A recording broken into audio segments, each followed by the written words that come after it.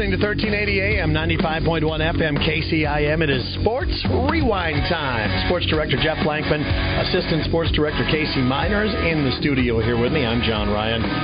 Lots to talk about this week, guys. We're going to start with probably the most irrelevant of things right now. It is the Bowl Challenge. I watched my first bit of a bowl game. I didn't even realize bowl games started on Saturday night. I watched yesterday, get this, the 2023 famous Toastery Bowl.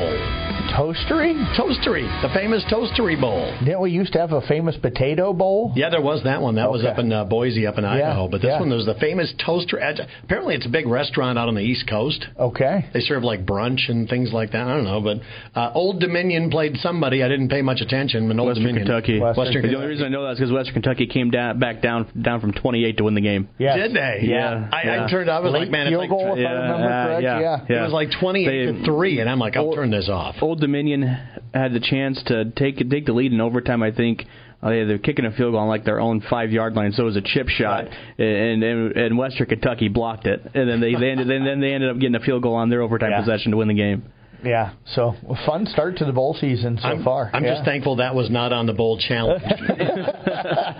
I try to stay with the games with Big Ten and Big 12 teams in them. So the first one was it Texas Tech? Was it? Yeah, Texas Tech game on Saturday night. Over Cal. Yeah, they blew out Cal. I was a little surprised because to me Texas Tech had really kind of struggled this year. I was surprised that they even finished 6-6 because they didn't have a great season. Yeah, but same team that it was also a touchdown away early season for beating Oregon. Yes, true.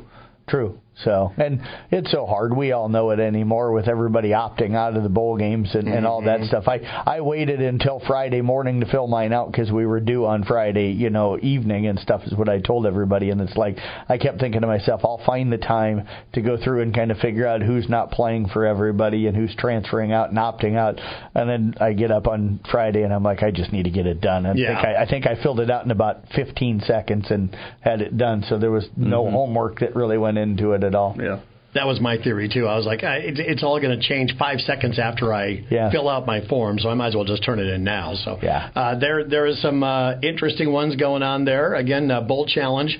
We know who lost last year. We knew that one right away. We did, Nathan Cones, because he's got the little... it's that little trophy that looks at me every single day. Office, yes, we have that nice toilet trophy, I guess, if that's what you want to call it, that goes to our last place finisher. It's a traveling trophy. It is, yes, and Nate Wall is our defending champion. So Nate reached out to me. I got to tell Nate, I literally was like, I thought Nate was our basketball winner, and I was sitting here going, okay...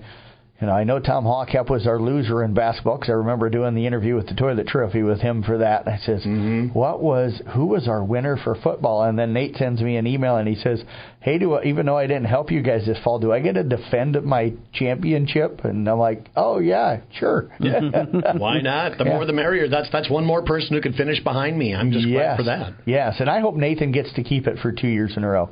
See, that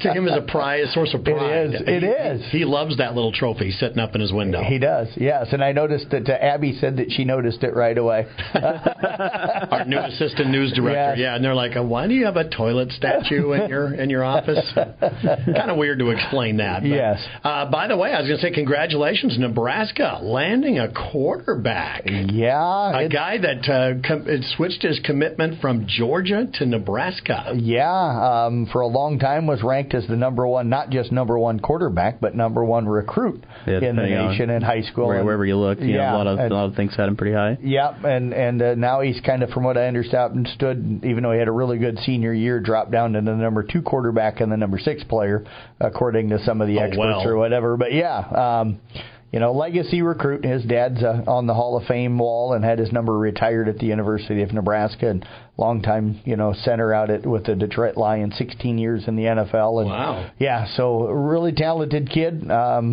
He did put out a video last night on Instagram saying that he's all in and that Nebraska's always been family to him, so that makes me feel pretty good at the same time until that name's on the dotted line tomorrow with the early signing period. We've lost way too many games in the fourth quarter to feel like this one's over yet, and the stuff. I think the interesting thing you keep hearing is that he's played at 4 different high schools in 4 different years, traveled all over the country and played at different schools. He knows a lot of big-time recruits, and it sounds like there's a few that are thinking about following him to Nebraska, and that will be interesting to see. That's what it takes, though, when one person signs. They're like, hey, I want to go play with this guy because, he's the real deal. Yep. Or they could be building something there in Nebraska, and everybody wants to be part of a building program, too. You can, it takes, obviously, a certain talent to play at Alabama. Right. Or some of those, that's top-tier stuff, or Ohio State. But, if you want to play, and you want to play early, you got to go to places like Nebraska anymore to find that. Yeah, if what I understood, and I read the article, and I think I understood it correctly, there was a 4-star offensive lineman from the Vegas area that had played on, some teams and was friends with him that literally was being recruited by the Alabamas and the Georgias. He's actually walking on at Nebraska because he wants to play with a Dylan Raiola. So it's like, wow, you're getting a 4-star kid that, as an offensive lineman that could have played anywhere, and he's walking on because they don't have a scholarship for him. He's going to walk on. And in today's world, you'll get NIL to cover your costs and everything. I'm assuming it'll be pretty fast before he gets a scholarship. So. Yeah. So, but, pretty cool, to see those kind of things. Yeah, if you're quarterback, offensive, defensive line, that's where the NIL money is. Yes. That's what coaches are really going after there. So, so Nebraska's got their quarterback. Iowa still doesn't have an offensive coordinator as of yet. No, it sounds like January. And I laugh at this because the 2 names that have come up the most, Paul Chris and Scott Frost. I chuckle at the Scott Frost one as well because, I don't know how Nebraska fans would react to Scott Frost being the OC. I don't know how Kirk Ferentz would handle having somebody that wants to run, go fast, spread you out, not play power football. I don't know how that would go. Here's my thing, is that at UCF, he was really good. Yes. He had the players, but he couldn't get it to work at Nebraska. And Nebraska, if you look at size and stature, how they run their programs, pretty similar to Iowa, I would say. Differences in some things, but he couldn't quite get the offense to work in Nebraska. So that's kind of what I worry about. I like Paul Chris. I think that's a good hire. When his teams at Wisconsin were good, they were good running the football. They had dominant offensive lines. That's what Iowa likes to do. Yeah. So. Yeah, if you want to stick with that style of offense, I have no problem with that. But boy, you got to be able to do a few other things other than just run the footbol. But I can see where that's Iowa's success. You look at quarterbacks that were under Paul Chris, Russell Wilson. Yep.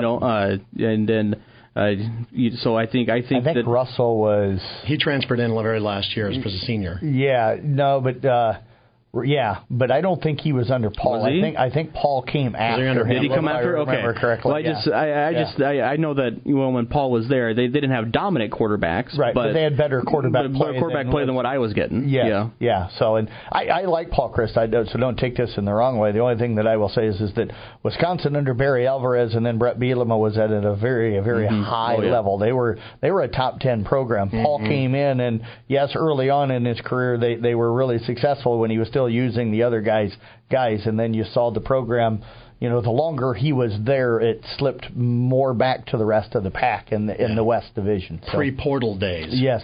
By the way, Nathan Cones was all excited the other morning. He came in and he saw something had flashed across his phone on Twitter that it was Cooper DeJean was entering the transfer portal. Yeah. And I said, okay, let's investigate this a little bit. Not true. It was tweeted by somebody with Juicy Wiggle 69 on Twitter. It turned out to be a parody Iowa State. I saw it too, and my heart dropped. And then I looked at the name who posted. I'm like, okay, moving on. I would have more of a thought that he might try and go pro before he would transfer. He's a Hawkeye through and through. Yeah, he is not going anywhere. It's either the Hawkeyes or the NFL. Yep. That's all and the NFL, I think, would fit him really, really, really, really, really well. So go ahead and announce. There's a decent chance that Iowa could get back probably their 3 best players on defense next year with an extra year of eligibility: Cooper DeJean, Sebastian Castro, Jay Higgins, and Nick Jackson. So. The defense could be pretty good next year. Yeah, well, it's always good. Yeah.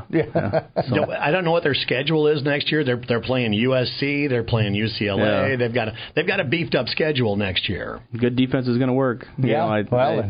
I think Washington comes to Iowa City. I can't quite remember, but I think that's the only newer team they play. They might go out to UCLA. Right. I can't quite remember what the schedule looks like, but I know we skipped USC, but USC struggled this year. Yeah, I was just going to say USC right now might be the time you want to play USC because there seems to be a lot of issues. And speaking of transfer portal and issues, what's going on with Georgia? Wow. Did you guys see that they've had like 13 5-stars enter the transfer portal already? Yeah. Were they starters? Yeah, that's my question. No, but still, I mean, you think about the success that Georgia and Alabama have had over the years. You graduate 14 5-stars this year, and those 14 5-stars are replaced by 14 5-star kids that had waited their turn, and now all of a sudden the depth is going to be hurt. If I think them not making the college football playoff hurt them. Yes, it did. Because Texas has had 7 or 8 guys enter, but none of them played, and probably wouldn't have played the next year. So it just depends on where those kids are at on the depth chart. Right. Speaking of Texas, congratulations. We didn't get to talk too much yesterday. You're talking college women's volleyball. Yeah, heartbreaker. I'm still not over it. It's dominant. There are 2 games they played in the their semifinal game and their championship game, just dominant. Yeah, I will say this, going into the tournament, even though Nebraska was the number 1 overall seed and had split with Wisconsin, I thought Wisconsin was the best team in volleyball. I thought Nebraska could be number 2. I was hoping somebody would knock Wisconsin off, but when I watched that semifinal round game against Texas, I went, ooh, their serve right now is really, really, really good. And they rolled over Stanford, they rolled over Wisconsin, and then they rolled over. The Nebraska team's much better than they looked on Sunday. That's for sure. I think they beat 3 of the 4 1 number 1 seed right in a row. So quarterfinals, semifinals, and finals. They beat number 1, and number 1, and pretty much handled them and stuff. But, defending champions, 8 girls back that had played on the team that had won the title the year before. They were preseason number 1. Not making excuses. Nebraska got thumped.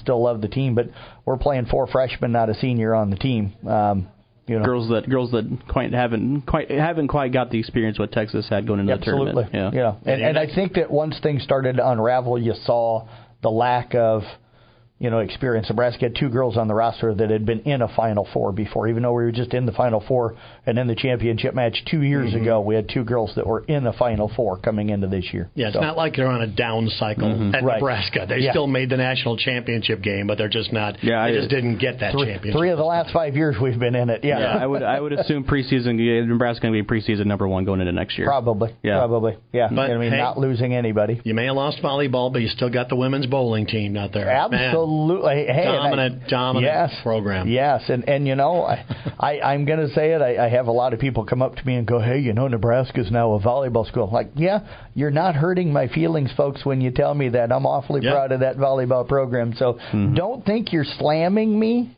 by telling me that we're a volleyball school. You don't draw 90,000 fans without just having great fan support. Yes. And even a lot of people I know that are Iowa State fans and everything say the tailgating and things in Lincoln is just outstanding, and the game days there are just terrific. They are. Absolutely. A lot of fun. Enjoy always getting a chance to go out there. So I didn't mention this last week, but we had talked here a few weeks ago about Blaze, speaking of Nebraska. But Blaze, of course, is stepping away over at Nebraska. Haven't heard about him entering the portal or anything like that. I'm hoping to catch up with him. I did text him after the news came out, and we chatted briefly, and we kind of talked about maybe getting together here during the holiday season and stuff. So hopefully I'll get a chance to kind of sit down and chat with him about his time and what's maybe next for Blaze. Well, I mean, it'd be kind of cool if we got to break that news first, Yeah, absolutely. Yeah. So it just never seemed to really be totally healthy. Right. Kind of like Cody Case at USD had one really good healthy year, and then the rest of the time he was just battling injuries. Yeah, and you saw his minutes kind of diminish as this season went on, and then come to find out that he was injured again and kind of playing through some injuries late in the season. So you understand it and stuff. But it'll be fun to and not even just to talk football. I know when I went out for the Purdue game and caught up with him, it was fun catching up with Blaze, just to catch up with Blaze, not to even talk about how the football season was going or anything else, just to catch up with him. It was always a fun kid to talk to, and always enjoyed my conversations with him. So super personable kid. Yes. So let's talk about this. You guys brought this up a little bit before off air about the rankings, and they're out, and getting some more recognition for the Rolling Valley girls basketball teams around this area. Are the rankings starting to take notice of that? Because generally the rankings have kind of ignored teams here. Yeah, the Exira-Elkhorn-Kimballton has always been kind of a top 5 program out of that conference. And then last year she saw the Woodbine girls jump into it, and they made state. So this year they started as a preseason, number 5 if I remember correctly, and then Exira's always ranked, and then they dropped out this year, even though they started, as we talked about a couple of weeks ago, they started as a 1A school because of the petition they had, and then they got moved up to 2A. So they were ranked as a 1A team, but not ranked as a 2A team. They'd still be ranked if they were a 1A team. Coon Rapids has jumped into the rankings. Caminita has jumped into the rankings. So technically, in a way, you would have 4 1A schools if Exira-Elkhorn-Kimballton was still 1A. You'd have 4 schools out of that conference ranked right now out of the top 15 in girls basketball. That's pretty impressive. None of them are really high, but still to be ranked within the top 15. I mean, 1A has the most teams in the state, so, I mean, to have 15 girls ranked out of, just snowballing probably 60-some teams, I would probably say more, is pretty impressive. Yeah. So, and then you've had 1 at 5, you had Coon at 8 and Cam at 9 at one point this season. And Exira-Elkhorn-Kimballton was in the top 5. They were ranked like 3 or 4 coming into the year. So, nobody ranked in the top 5 right now, but, still to have 3 or 4 teams out of that conference tells you the depth that's in that conference this year. I was going to say, has the whole level of play in that conference stepped up? I think at the top half. I do think at the top half of the conference it is certainly, taken a step forward. So it's really cool to see that. Right, Coon was just at Exira last week, lost by 2, and then they got Woodbine tonight, so it's going to be 93.7 KKRL and CBS Sports Network YouTube channel for both of them, because the Coon boys and Woodbine boys, Coon undefeated, Woodbine a game back of them in the conference. So first place on the line already. Now we're going to talk a little bit more about boys basketball and highlight a new record that's made, a local celebrity birthday going on today. We'll talk about that, but I haven't given you my trivia question of the day. Oh boy. So, here we go, and we'll answer this before the top of the hour, if we remember, of course. The last 20 years of NFL playoffs, there has been 3 teams that have never won a game in the playoffs in the last 20 years. Okay. Got those 3 teams. Got to name them here, coming up in a few more minutes. That's your trivia question of the morning. 2003 to 2023, 3 teams are tied for the fewest wins in the playoffs with 0. Who are they? We'll find out coming up. As the athletes at your house prepare for hard work and fun of the season, remember that St. Anthony Rehab Services provides physical therapy for any sports injury that may sideline your member of the team. Sports injuries can plague kids of all ages and keep them from playing the sport they love. Athletes will be under the direct supervision of a certified and licensed healthcare professional in the newly renovated sports performance facility. If an injury is keeping your athlete out of the game, call St. Anthony Rehabilitation Services at 794-5000 for sports injury and treatment rehab. You're listening to KCIM Sports Rewind with Sports Director Jeff Blankman, Casey Miners, our Assistant Sports Director, and me, John Ryan. We got lots to talk about here as far as boys basketball. Our 2 undefeated teams are in boys basketball with East Sac and Coon Rapids Bayard. And speaking of the Crusaders, a couple things to mention here. First of all, you got to have a new record for Cade Behrens. This kid is going off right now. Yeah, made 8 threes here a week and a half ago on a Friday night against Booyer Valley on the road to set a new individual record for made threes in a single game.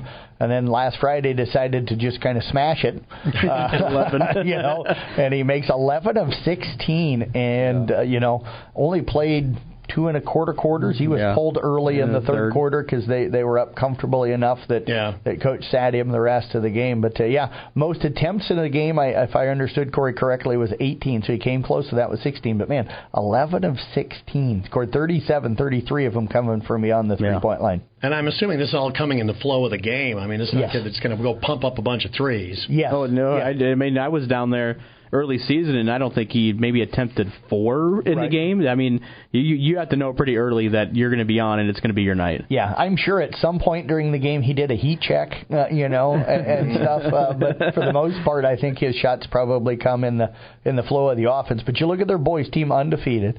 Kind of the cool thing is we do that, Outlaw Graphics Regional Athletes of the Week. Cade was a couple of weeks ago, and then Cal's been, and we haven't announced this week's, but two guys that can go and give you 30 a night. Yep. For a 1A school is going to be tough to beat. Yep. I mean, it just is. It's you don't see a lot of teams that have a lot of successful 1A teams have kids that can go out and get you 20. I mean, Coon's got two guys that can go and give you 30 a night and put you on their back and win you a basketball game. Yep. That's crazy. That's what a gift for the birthday boy today, Corey Meyer, celebrating his birthday down there in Coon Rapids today. So, he's got a big game coming up tonight, as you mentioned, Jeff. Yeah, they've got Woodbine tonight, first place in the conference right now, going to be on the line as the Crusaders again undefeated, and a game up on the Tigers in there. And the Tigers have got I can't think of the young man's name right now, but they've got a guard that's really good. I just saw them last week against Glidden Ralston, and he's a good outside shooter, but he's more dangerous. Terrific footwork when he gets inside. He loves to beat you off of the dribble, and then I don't know, for guys that, John and I's age, KC might be too young, but you remember Kevin McHale and all the moves that he had once he got the ball down into the post, and stuff. But that's what he is. He gets down into the lane, and then he's got all the pumps and all the moves to make you, get up into the air, and then he'll duck under you or flipping it around you or whatever. But really, really good. So that's going to be an interesting matchup. Crusaders always good defensively. They're going to have to play well defensively tonight. Talking to Corey yesterday, sounds like they're going to throw Caden Oswald on him, their best on-ball defender, and just pray and hope that they don't fall for a lot of shot fakes tonight. Yes. Because he does a lot of those. I don't know if I've seen a kid in years that pump fakes as much as he does once he gets the ball into the lane, and then being able to create shots. He's not the tallest guy in the world, but he's able to create shots against taller kids. By the way, almost reminds me of Kenny, whatever his name was, that played at Iowa State under Tim Floyd years ago. That always got Kenny Pratt, that always got the ball down on the block, and he seemed like he was about 6'2", and yet he scored all the time against guys much taller than him. Well, Danny Ainge used to call Kevin McHale the black hole. Yes. Because once you throw the ball down there, you ain't getting it back. Yeah, no. He was going to pump it. He was going to move one fake after another fake after another fake till you went for something, and he was going to put the ball up. And how he never drug that pivot foot, I don't know. I know. But Corey Meyer's birthday today. Yes. So Corey, again, one of our favorite coaches around the area. Of course, one of our long-term coaches around the area. How many years has Corey been a Coon? I think 2005 or 2006 is when he started. Longer than that. I know. But I started in 2004, and I had Coach Castle, I think, for a year or two. Okay. And then Corey came in after that. So I think 2005 or 2006 is when he took over down there, and he's done a tremendous job. Always gets everything out of the team and the kids that he has down there. Just such a good coach. Yeah, he's just a genuine guy, and kids love to play for him, and he cares about the kids, and you can tell. Yeah, absolutely. And the fun thing is Matt Wilkins a terrific guy as well over at Arweva. The fun part is to listen to those two guys sometimes. Yeah. Because they've got a really good relationship with each other, so they chat, it sounds like, quite a bit, and just some of the things that you hear them guys say to each other and stuff. It's kind of funny. Yeah, get those two together. Then Tim Bell and Chris Stimson were over at Peyton Sheridan years ago. Yeah. So look, it's just fun to hear some of those guys. It is. Just rib each other from nonstop. Oh yeah, absolutely. Yeah, and I had to laugh because last night, of course, was doing Glidden and Arweva, and I see Tim Bell and his longtime assistant Al Cook come walking in together and stuff, and Todd Danner's doing the game with me, and Jeff Storion's over taking pictures for us, and Jeff comes up during a break and says, hey, Tim and Al said that, you guys need to do a better job on the broadcast. They were listening on the way over.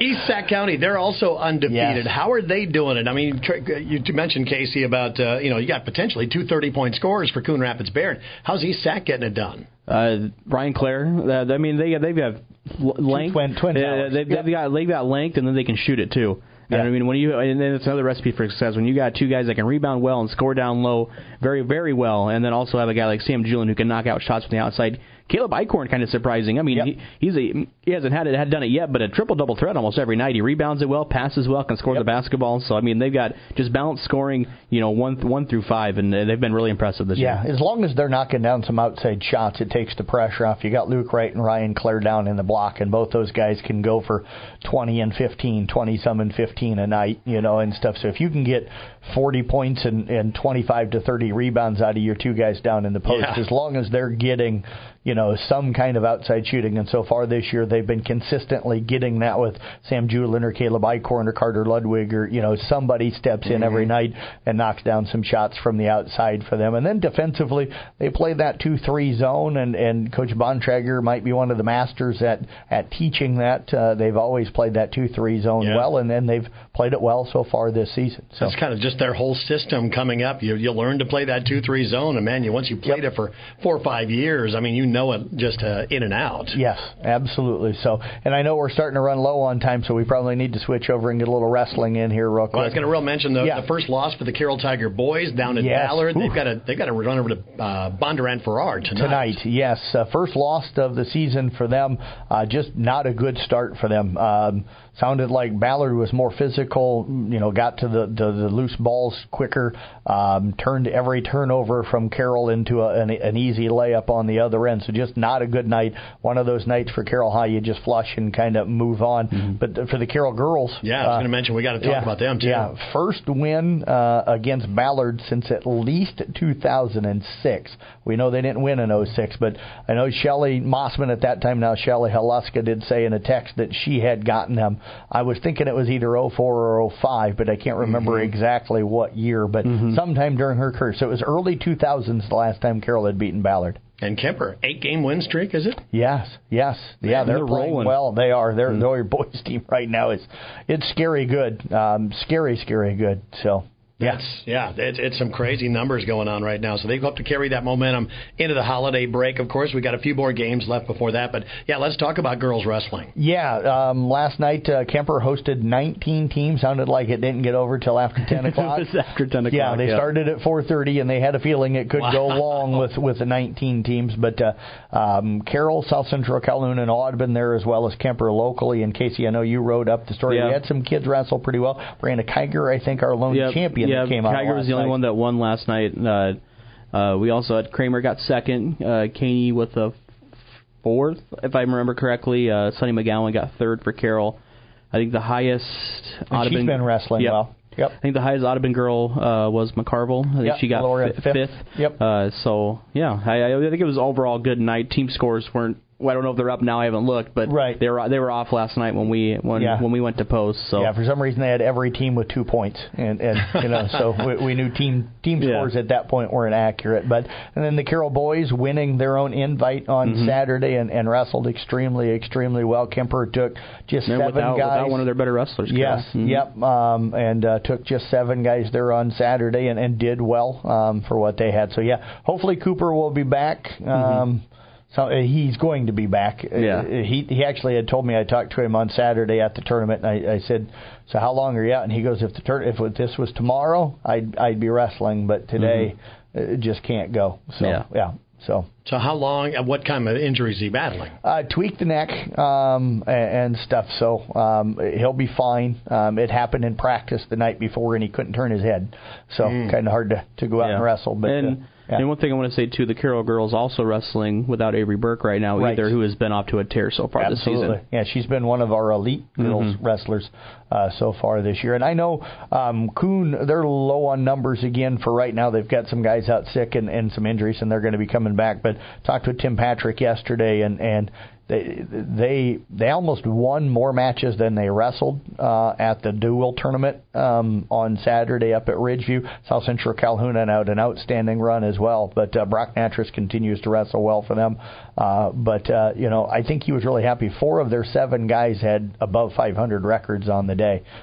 So even though they're not winning duels right now, their individual guys that they've got are going out and wrestling really, really well. So let's talk about the week ahead. This is going to be the final week before the holiday break, right? Yes. Yep. We have games coming up tonight. I don't have the schedule in front of me, but almost all of our basketball teams are playing tonight. Yep. I think we've got everybody. I think all 19 of our basketball teams are playing tonight.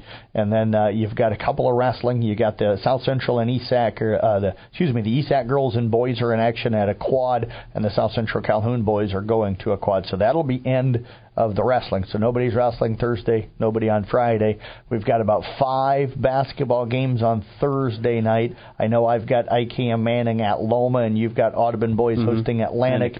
And then Friday, just one doubleheader. I got to make the drive up to Kingsley Pearson as the Kemper Knights taking on Kingsley Pearson coming up on Friday night, and that'll be the only games coming up on Friday. Everybody trying to get everything in tonight, and then it's going to be smooth sailing the rest of the week. I know that. We hope. Yeah. The good news, nobody lost any games here in the first half of the season. Yes.